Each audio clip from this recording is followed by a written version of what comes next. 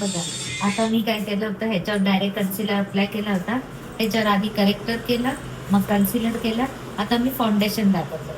ह्याच्यावर फाउंडेशन आणि ह्याच्यावर कन्सिलरवर फाउंडेशन, दोन्ही तुम्ही डिफरन्स बघू शकता. म्हणून हाफवर मी corrector plus neutralizer plus foundation, इथे कन्सिलर प्लस फाउंडेशन हे दाखवते. तुम्ही फरक बघा.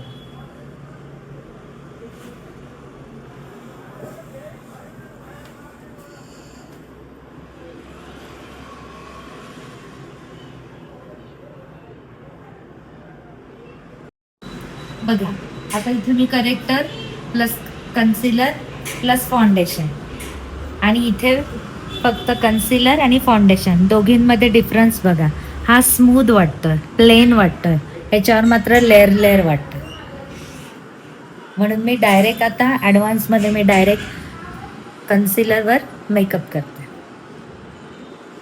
डायरेक्ट पण कन्सिलरवर मेकअप करताना एक गोष्टीची काळजी घ्यायची, ती म्हणजे आपल्याला प्रॉब्लेम हाईड करायचे.